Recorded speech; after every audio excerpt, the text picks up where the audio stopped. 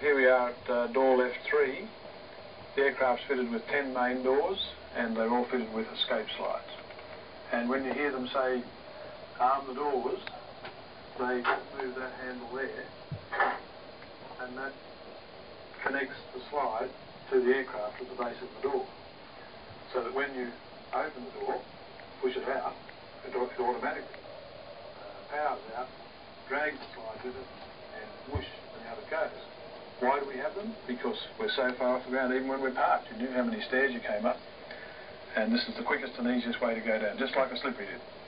These are actually slide rafts, which were invented by an Australian, in fact a Qantas safety manager, Jack Grant, early in the 1970s, when he suggested that we combine the slide and the raft to make slide rafts.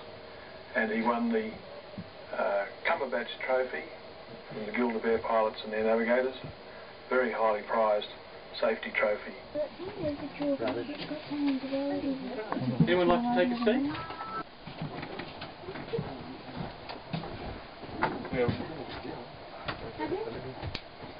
Coming next? Yep. Business class is a smoother flight. It's, being the aerodynamics of the plane, there's less turbulence up near the front of the plane, so it's a more of a comfortable ride for you. Captain's always on the right and the co-pilot's behind him. So if you all want to look up to the top there, you'll see all those lovely little cables running from the cockpit itself. Those cables run all the way down to the rear of the plane, to the main hydraulics of the plane. Okay, those cables are for your throttle, your rudder, etc. And there are 2 cables per thing. So if one cable was to snap during flight, you've always got the backup. But if 2 were to snap, guess who's having a bad day? Okay, there's nothing you can do about it. You cannot come down here during flight and start pulling things apart because he'll be panicking. Yeah. You as passengers, exactly right. So what they'll have to do is land the plane, you know, pretty much quickly as they can, and then they'll get up and then actually reattach it and off they go again. I had an engineer on the tour last year. He had actually told me there were common things to snap, because if you look up all those little pulleys, they'd wear the cable down and they'd snap right there. So what they'll do, they'll come on, reattach it, and off they go again. But that's the last time you'll ever see that cable up there on the 200s, because all the 400s and the newer planes are all computerised or fly by wire, as they say. Now I'd like to take you up to the cockpit, or the flight deck as we call it, and show you what the pilots see and how they operate this aircraft. So please come with me. We're filming this without power at the moment, and that means that quite a few of the instruments don't indicate properly, and they have flags in front of them to indicate that power is missing.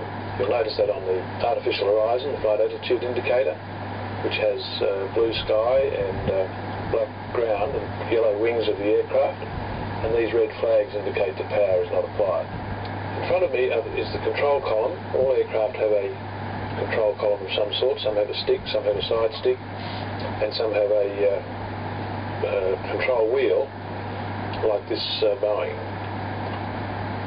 They all work by turning the wheel to the right to bank the aircraft to the right, or turning the wheel to the left to bank the aircraft to the left. And if I push it forward, the aircraft nose will descend, and if I pull it back, the nose will rise and we will climb. In the centre of the console, we have the throttles, marked 1, 2, 3, 4, in case we forget. We push them forward, the aircraft accelerates, we pull them back, the aircraft slows down.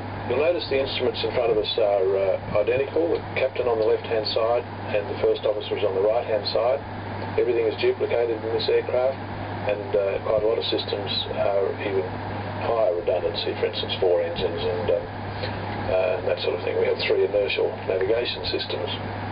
Humans are flying this aeroplane and we're prone to making mistakes, as is anybody, and to minimise that, with so many buttons and levers, something like 900 gauges, buttons, knobs and whatever in this cockpit, most of them are different shapes so that we can actually get a tactile or a feel sense to them, which brings in another sense for us to make sure that we're doing the right thing. The throttles have a different feel to them, the switches up here, every single one is a different shape, and up the top over here we have little lights on the end of the light switches, headlights and so forth, and different switches here for the HF radios.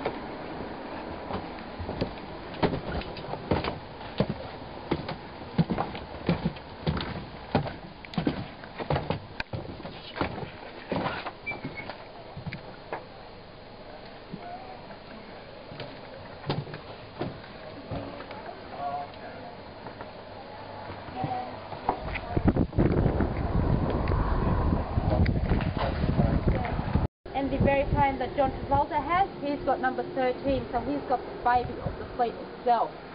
Now the 707 did actually take over from the Super Constellation that used to do that kangaroo route from London to Sydney, and she did take about 19 hours flying time that route. So back then that was a pretty big time, you know, to take off flying that distance.